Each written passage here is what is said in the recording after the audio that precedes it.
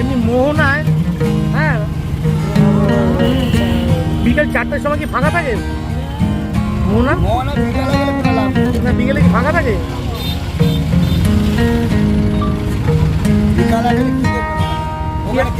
মাছ ফাছ কিছু নেই, সব সকালবেলা। আর এই মোহনাদি সোজা যখন চলে যাচ্ছি ওখানে শাঁখা টাকা বিক্রি করে, বিকেলে কিছু বিক্রি করে না?